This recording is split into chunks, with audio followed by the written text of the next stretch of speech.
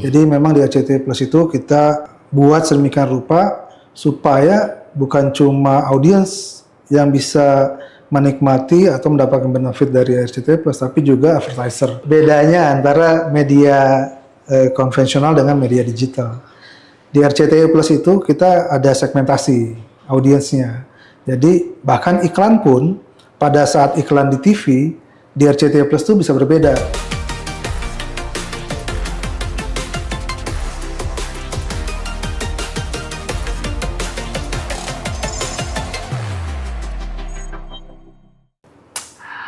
Halo teman-teman, bertemu lagi dengan saya Wisnu Nugroho di acara podcast CIO Insight.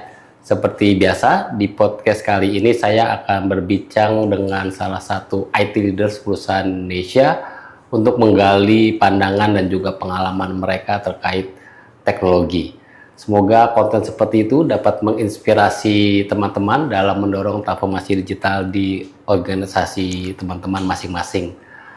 Di kesempatan kali ini kita akan berbincang dengan Mas Rio Anugrah, Chief Technology Officer dari RCTI Plus. RCTI Plus sendiri seperti teman-teman tahu adalah platform digital dari MNC Group yang di dalamnya mencakup video, berita, audio dan berbagai konten lain. Jadi istilahnya super apps lah untuk MNC Group sendiri. Nah, selain sebagai CTO, Mas Rio juga aktif di Kadin sebagai Ketua Komite Tetap Bidang Pengembangan Infrastruktur Digital. Jadi Mas Rio banyak membantu anggota Kadin dalam melakukan transformasi digital, kira-kira gitu ya. Nah, mungkin karena sepak terjangnya itu, Mas Rio baru-baru ini juga dianugerahi sebagai the most intelligent CIO untuk tahun 2025 oleh komunitas ICIO gitu ya. Jadi aplikasinya RCTI Plus itu super apps, CTO-nya juga super people gitu ya. Jadi kira-kira seperti itulah profilnya Mas Rio. Saya langsung sapa saja Mas Rio. Terima kasih sudah bergabung di podcast CIO Insight. Terima kasih Mas Wisnu, suatu kehormatan bisa join di podcast ini. Selamat juga tuh udah jadi tadi the most intelligent CIO, emang pinter banget. Kan kita udah kenal lama ya jadi ya. Thank you, terima kasih. Prosesnya agak panjang tuh ya waktu untuk terpilih ya, jadi harus ikut berbagai tahapan gitu ya. Seingat saya sih itu mulai seleksinya dari bulan Juli ya. Oke. Jadi memang ada seleksi online dan terakhir itu seleksi tatap muka. Oke. Jadi benar-benar kita itu diuji oleh 4 dewan juri yang sangat kompeten, yang sangat independen. Jadi menurut saya sih pengalaman yang luar biasa dan suatu suatu anugerah lah ya. Namanya juga anugerah. Anugerah ya, sesuai namanya ya. Iya. Oke Mas, kita sekali lagi selamat dan mungkin di kesempatan kali ini kita akan mencoba untuk mengangkat RCTI Plus dan juga nanti pandangan-pandangan Mas Rio terkait industri video on demand, kemudian juga nanti tentang Kadinnya sendiri. Mungkin pertanyaan pertama saya Mas, setahu saya kan MNC memiliki beberapa platform digital gitu ya. Salah satu yang juga saya tahu ada Vision Plus gitu ya. Nah sebenarnya RCTI Plus itu positioningnya itu di ekosistem platform digital MNC maupun di luar sana gitu. Kira-kira apa sih Mas positioningnya? Iya, jadi kalau RCTI Plus khususnya itu kita selalu menyebutnya adalah super apps. Jadi super app ini memang ya super. Pertama karena memang fiturnya sangat lengkap. Ya. Tapi kalau secara bisnis model RCTI Plus itu adalah effort. Jadi berdasarkan iklan kita cari revenue-nya. Nah bedanya dengan Vision Plus itu lebih ke subscriber base. Jadi untuk mencari revenue-nya melalui subscription membernya atau usernya gitu untuk menonton konten-konten originalnya dari Vision Plus. Sementara di RCTI Plus itu memang basisnya adalah aplikasi yang revenue-nya berdasarkan iklan. Jadi memang di RCTI Plus itu kita buat sedemikian rupa supaya bukan cuma audiens yang bisa menikmati atau mendapatkan benefit dari RCTI Plus, tapi juga advertiser pemasang iklan. Jadi ini memang bedanya di situ kalau secara bisnis model. Secara fitur kita ya paling lengkap sih khususnya gitu ya. Jadi dan ini juga RCTI Plus karena kita pilar utamanya adalah video, which is berdasarkan dari siaran TV terestrial kita yang cukup tinggi audiensnya, Maka kita juga mendapatkan traffic yang cukup besar dari situ, dan otomatis juga inventory yang kita siapkan untuk pemasaran iklan cukup banyak gitu. Jadi kalau misalnya ada banyak program-program populer di televisi seperti sinetron atau talent search, Indonesian Idol dan sebagainya, itu juga langsung berdampak ke RCTI Plus, audiensnya langsung meningkat. Dan di RCTI Plus juga selain tayangan yang live streaming, itu ada catch up-nya. Kalau misalnya audiens kita ketinggalan nonton nih, bisa nonton di catch up TV-nya. Dan itu kita siapkan 7 hari ke belakang. Jadi itu kira-kira RCTI Plus. Berarti nggak hanya, tapi kan setahu aku nggak hanya video ya. Tadi ada format audionya, kemudian juga mungkin video juga ada video pendek, ada segala macam gitu. Itu yang kira-kira selengkap itu ya RCTI Plus. Betul ya, karena super app. Jadi kita sebenarnya ada 5 pilar utama awalnya ya. Ada video, ada audio, ada news artikel, teks gitu. Ada UGC-nya juga, user generated content, seperti TikTok dan sebagainya. Ada juga games plus, kita sebenarnya game plus, ada juga games, jadi bisa main games di situ. Gitu. Jadi di audio sendiri, streaming audio dari radio siaran seluruh Indonesia dan dunia ada. Ada juga konten podcast, ada juga konten audio series gitu. Kalau di artikel, news artikel itu kita mengagregasi multiple publisher. Selain publisher yang ada di grup, juga kita bekerjasama dengan publisher-publisher dari luar. Gitu. Tapi model bisnisnya tadi memang itu ya, advertising ya, jadi bukan nggak ada subscription di RCTI Plus. Nah, untuk subscription, kita konsepnya tuh upselling ke Vision Plus. Karena kita kan sister company, jadi mungkin saya bisa kasih ilustrasi seperti siaran langsung Timnas.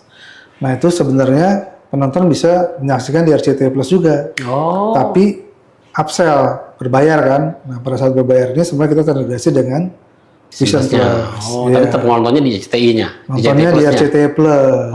Gitu. Nah, tadi terkait model bisnis berarti kan kalau iklan TV konvensional, TV terrestrial kan ya satu iklan ditonton oleh semua yang nonton gitu. Kalau misalnya di digital ini apakah memang ada kelebihan bahwa satu orang itu unik, jadi dia akan di-serve dengan iklan yang memang sesuai segmen tersebut? Yes, pertanyaan yang bagus sekali Mas Yus. Iya dong. Jadi inilah bedanya antara media konvensional dengan media digital. Di RCTI Plus itu kita ada segmentasi audiensnya. Jadi bahkan iklan pun pada saat iklan di TV di RCTI Plus itu bisa berbeda. Dan itu bisa ditarikkan lagi dengan kategori atau segmen usernya. Jadi misalnya segmen usernya sukanya nonton bola, mungkin iklan-iklan yang berkaitan dengan sepak bola, atau suka kuliner, iklan-iklan yang suka kuliner. Jadi memang kita ada ad servernya dan juga kita ada segmentasi audiensnya. Nah, kalau kita bicara soal audiens, maka kita bicara soal analitik kan berarti kan. Nah, kita juga harus memastikan bahwa analitiknya bagus dan itu juga source-nya dari first party. Kita tuh concern juga dengan namanya PDP, perlindungan data pribadi. Jadi kita juga hati-hati. Jadi nggak di cross dengan third party data yang selama ini sering dilakukan enggak industri itu, media gitu. Ya, ada restriction ya dari undang-undang PDP, GDPR. Kita utamakan dari first party dan zero party data sih. Jadi first party data kita ada ya user yang subscribe, user yang login di kita. Karena beberapa fitur dari RCTI Plus itu mewajibkan user untuk login. Misalnya live vote, misalnya dia mau live chat, gitu, dia harus login dulu. Nah itu kita anggap first party data. Berarti kalau sekarang dengan segala jenis media yang ada tersebut gitu Mas, yang bikin infrastruktur RCTI Plus ngos-ngosan gitu ketika apa? Misalnya peak-nya tuh di apa sih saat ini orang Indonesia senangnya lagi nonton apa? Bola pasti itu ya? Pasti Timnas. Pasti Timnas itu ya saya kadang-kadang suka joke gitu ya. Kalau ketika Timnas bermain, penonton senang, tim RCTI Plus deg-degan. Kita harus jaga itu ya. Kita harus memastikan tidak terjadi problem sama sekali, streamingnya harus mulus, sistemnya nggak ada isu deh sama sekali. Pokoknya kita harus pastikan semua titik itu berjalan dengan baik gitu. Nah, kebayang sih Mas kalau misalnya tadi ada 5 pilar dengan berbagai jenis media yang berbeda gitu. Kalau dari pengalaman selama ini, challenge terbesarnya tuh apa Mas? Apa sih insight yang bisa diberikan kepada teman-teman? Challenge terbesar dan bagaimana kemudian Mas dan tim mengatasinya? Ya, kalau menurut saya sih pertama kita pada saat product requirement dulu ya, harus clear sih. Karena ini kita jangan sampai overkill atau terlalu rendah ekspektasinya. Jadi kita harus pastikan semua fitur yang kita develop itu matters untuk traffic atau untuk ads lah, untuk revenue. Nah setelah itu baru pikirkan arsitektur aplikasinya, mau seperti apa, ya kan. Nah kalau untuk RCTI Plus dari awal kita sudah desain untuk pertama cloud native, karena kalau kita lihat audiensnya kita itu kan memang kadang-kadang tidak terduga. Naik, kamu tahu tiba-tiba naik, gitu, tiba-tiba turun gitu ya. Tiba-tiba naik gitu. Nah, kita kalau tidak menyiapkan arsitektur aplikasi dan infrastruktur kita untuk support itu akan berat. Jadi itu berdasarkan pengalaman ya. Pertama kita perkuat secara backend-nya, kita buat arsitektur microservices, kita terapkan best practice application arsitektur, kemudian kita gunakan cloud dengan efektif ya. Dan kita juga siapkan monitoring toolsnya di situ. Jadi kita udah siap dengan apapun yang terjadi, terutama saat traffic tinggi. Itulah keuntungannya kita menggunakan arsitektur microservices, pilih solusi atau service yang nantinya kalau ada traffic tinggi dia bisa auto scale. Sekarang seluruhnya cloud atau memang? Kalau di RCTI Plus 90% cloud, 10% on-prem. Masih butuh on-prem tapi? Masih. On-prem ini kita khususnya untuk yang live streaming 4 TV kita. RCTI, MNCTV, ANJUS.TV, dan GTV. Alasannya kenapa Mas? Pertama alasannya tentunya cost efisien. Ya, itu. Kedua, kita lebih mudah untuk memanage-nya. Gitu. Jadi on-prem itu sangat efektif secara cost sih. Dibandingkan kita semuanya full di cloud. Pertimbangannya itu. Oke. Cost lebih ke cost ya? Ya, lebih cost efisien kalau kita, karena kita sudah perhitungkan untuk live streaming yang 24 jam terus menerus, itu kan kalau kita pakai on-prem, mungkin kita hanya kena cost untuk bandwidth internet aja. Tapi kalau kita di cloud, kita ada cost untuk transcode tuh selama 24 jam. Oke, menarik. Nah, ini pertanyaan saya yang mohon maaf kalau mungkin terdengar lugu banget gitu. Saya selalu bertanya-tanya apa sih yang terjadi ketika misalnya tadi saya buka RCTI Plus, saya pengen nonton Indonesian Idol, saya play gitu. Sebenarnya yang terjadi di back end-nya itu apa sih Mas? Bisa jelaskan nggak? Ya mungkin nggak perlu terlalu teknis ya, tapi kira-kira apa sih yang terjadi di belakang supaya mungkin audiens tahu tuh ternyata teknologi di balik tadi video on demand itu seperti itu. Ya, sebenarnya ada dua. Satu yang live streaming, satu lagi yang video on demand. Oke. Kalau yang live streaming itu ya kita nonton live streaming TV lah, RCTI misalnya. Nah itu pada saat user klik play itu sebenarnya kita kan ada playernya tuh. Nah, playernya ngirim request ke backend kita untuk play, backend kita tuh langsung mengirimkan manifestnya untuk live streaming, itu istilah teknisnya ya. Jadi kalau nonton RCTI langsung dikirimkan streamingnya RCTI, tapi sebelum itu kan ada CDN-nya gitu di depan. Jadi sebenarnya kenapa streamingnya mulus, nggak putus-putus, nggak nge-lag itu karena kita disupport oleh CDN.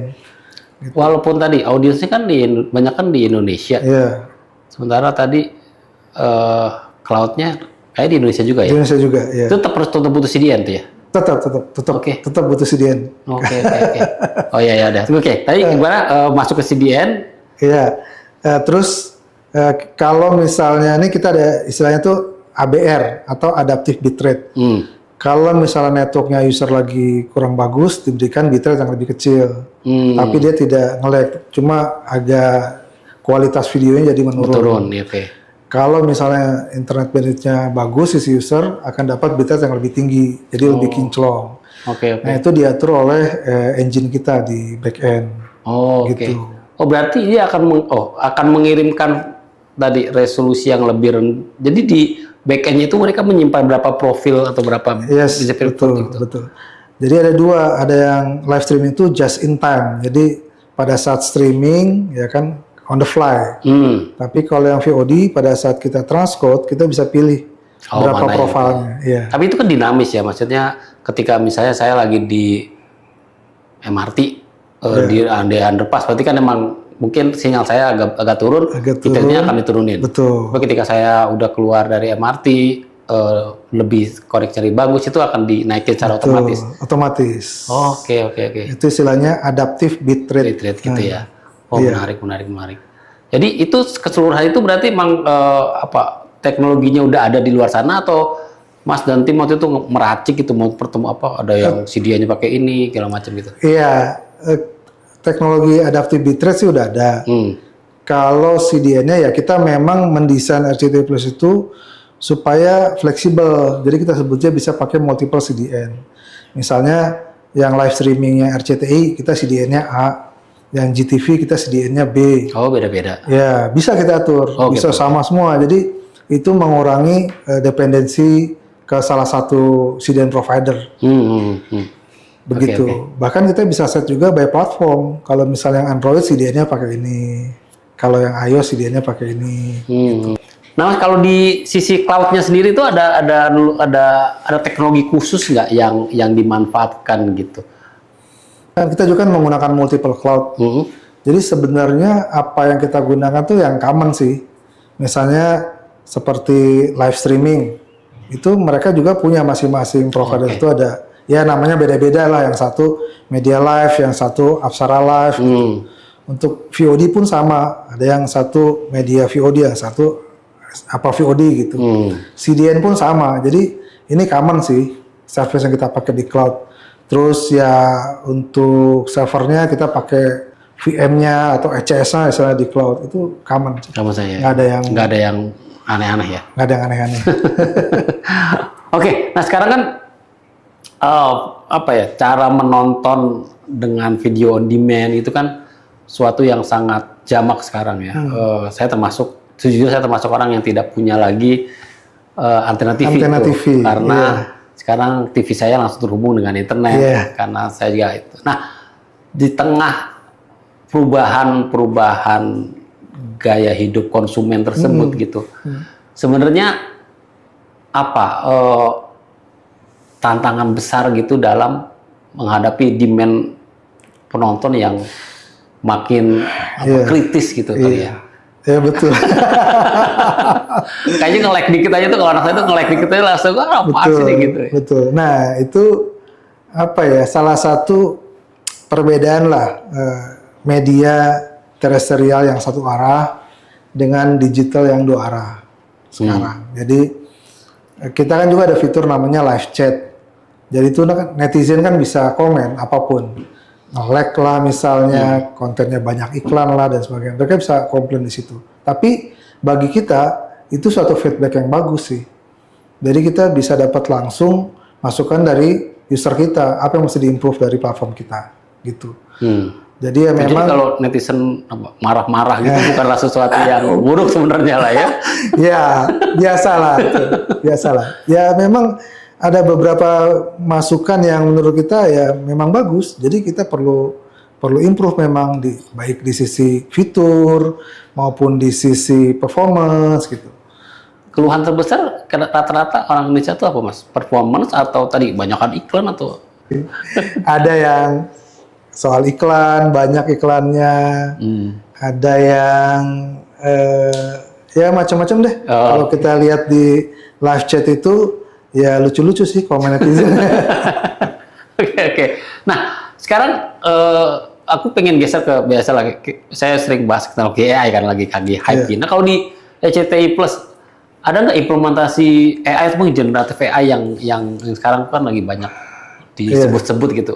Ada contohnya yang bisa di-sharing nggak ke teman-teman? Ya kita di RCTI Plus sudah menerapkan AI juga, tapi dari awal kita tuh dalam penerapan AI itu selalu menentukan use case-nya dulu yang penting. Nah kita dapat beberapa use case yang itu sangat berdampak terhadap performance kita, baik secara traffic maupun secara revenue, baru itu kita terapkan. Salah satunya adalah untuk memisahkan iklan di TV dengan di RCTI Plus. Iklan di TV terestrial dengan di RCTI Plus itu kan kita sekarang pisahkan.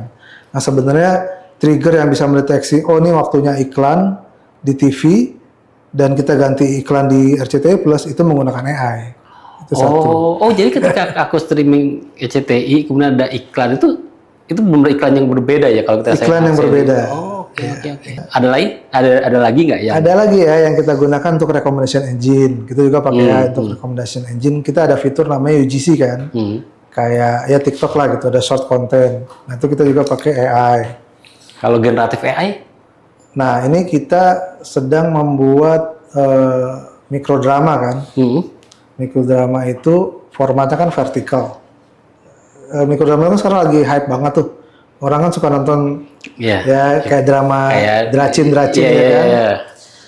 Nah, kita ada solusi AI untuk merubah dari format horizontal ke vertikal. Jadi kita bisa lihat magic momennya terus dipotong-potong jadi vertical content. Jadi nggak harus diedit manual sama editor gitu ya? Nggak harus edit manual dengan editor. Oke. Jadi itu kita menggunakan AI untuk membuat konten-konten mikrodrama dari konten sinetron kita yang udah ada gitu. Jadi kita memang ada dua, ada yang benar-benar kita bikin baru konten mikrodrama kita, ada yang kita buat dari existing konten kita. Oke. Sekarang tadi kita udah ngomongin AI. Nah sekarang dalam posisi Mas sebagai ketua komite tetap di Kadin gitu ya tentang teknologi gitu. Itu kira-kira apa sih Mas tugas dan tanggung jawabnya? Ya kalau Kadin kan tugas utamanya menjadi mitra pemerintah dalam berkomunikasi dengan dunia usaha kan. Nah khusus di komisi saya itu adalah komisi tetap pengembangan infrastruktur digital. Jadi ya kurang lebih yang dibahas itu mengenai pengembangan jaringan komputer, internet murah, data center. Samping itu juga cyber security ada dalam scope saya juga tuh, cyber security, AI, dan perlindungan data pribadi. Jadi semua hal yang kaitannya dengan infrastruktur digital untuk mengakselerasi digital transformation itu ada di tim kami. Nah, kami berusaha semaksimal mungkin membantu anggota Kadin untuk melakukan transformasi digital gitu. Oke. Apa isu utama yang saat ini mengemuka Mas kalau dari ketemu teman-teman Kadin gitu sebenarnya mengemuka saat ini terkait tadi infrastruktur digital maupun teknologi di atasnya itu apa ya sekarang lagi dibahas? Yang sama seperti pada umumnya mungkin penerapan AI dan tantangan cyber security sih. Nah itu nanti di tahun 2026 kita ada program namanya Kadin Protect. Konsepnya pertama adalah peningkatan kompetensi anggota Kadin di bidang IT, ya pelatihan, sertifikasi dan sebagainya. Di samping itu juga protect itu maksudnya memproteksi. Ya, jadi cyber defense ya kan perlindungan data pribadi dan sebagainya.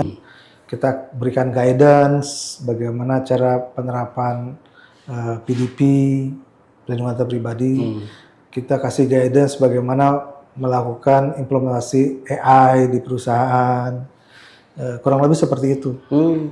Itu yang masih menjadi isu besar ya, karena aku pikir kan serangan cyber ke Indonesia, kebocoran data itu kan menjadi sebuah isu yang sering terjadi dan berulang gitu. Kadang-kadang kita seperti hopeless nih, kok nggak pernah berhenti gitu. Tapi itu memang kenyataan di lapangan memang tadi talenta pun agak susah ya untuk dapetin orang-orang seperti itu ya. Kita kan tantangannya itu memang di SDM kan. Kita selalu kekurangan SDM IT ya, karena teknologi kan cepat sekali. Teknologi cepat sekali. Sekarang dengan berkembangnya IT dengan pesat, maka tantangan cyber pun semakin tinggi juga karena AI bisa juga dimanfaatkan untuk melakukan attack. Ya kan dari para pelaku kepada institusi atau perusahaan-perusahaan. Gitu. Jadi masih menjadi suatu tantangan yang hot lah menurut saya. Nah, kira-kira apa sih Mas? Kita sebagai media, Mas sebagai perwakilan dari Kadin gitu, apa sih yang bisa dilakukan bersama gitu sama ekosistem digital kita untuk tadi menjawab tantangan dari sisi ke SDM, kemudian tadi tantangan untuk menangkal serangan cyber yang semakin mengkhawatirkan. Apa yang bisa kita lakukan bersama, Mas? Ya kalau dari media ya kita sama-sama kan memastikan bahwa awareness kepada publik mengenai cyber security, mengenai pelindungan data pribadi itu terus kita publikasikan lah, kita announce lah ke publik lah. Karena mostly isunya kan selalu di people kan, di awareness kan. Nah, itu jadi salah satu. Jadi sepertinya sih menurut saya nih kita tidak boleh berhenti untuk terus melakukan sosialisasi, melakukan edukasi, melakukan literasi kepada publik betapa tantangan cyber security itu nyata. Betapa pelindungan data pribadi itu sekarang jadi penting karena sudah diundang-undangkan oleh pemerintah. Ya, Dan itu tinggal ada nunggu aturan turunannya. Iya. Dan itu ada konsekuensinya kalau kita tidak 2% apa 2% dari gitu. Jadi pendapatan makanya.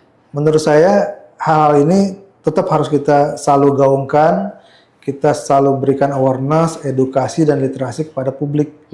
Baik itu anggota Kadin maupun bukan anggota Kadin. Saya kira ini adalah tanggung jawab kita sebagai media untuk selalu memberikan edukasi kepada rakyat Indonesia lah, supaya tetap waspada dengan cyber security, tidak sembarangan membagi data personal seperti itu. Bagi pengusaha juga memastikan bahwa kita mengelola data dengan baik, tidak menyalahi aturan-aturan yang sudah disiapkan oleh pemerintah. Saya kira sih begitu yang mesti kita terus lakukan tanpa henti. Di luar aspek teknologi tadi ya. Soal policy. Karena kadang-kadang teknologi relatif lebih mudah dibandingkan mengelola people. Iya, betul. Itu betul sekali Mas Wisnu. Oke, Mas Rio, kayaknya pertanyaan saya udah habis dan tadi udah banyak dapat insight dari Mas Rio terkait industri media, industri video on demand, kemudian tadi super apps. Juga tadi ngomongin soal AI dan bagaimana perusahaan Indonesia juga harus step up gitu ya, harus meningkat untuk dalam terkait pelindungan data pribadi, cyber security dan juga meningkatkan people-nya. Semoga diskusi kita yang singkat ini dapat bermanfaat bagi teman-teman IT leaders di luar sana. Semoga bermanfaat. Thank you. Demikian teman-teman IT leaders, diskusi saya dengan Mas Rio Anugrah, Chief Technology Officer dari ECTI Plus. Semoga obrolan kita tadi bermanfaat bagi teman-teman semua dan memberikan insight menarik yang dapat diimplementasikan di organisasi teman-teman masing-masing. Sampai berjumpa di CIO Insight berikutnya dan salam.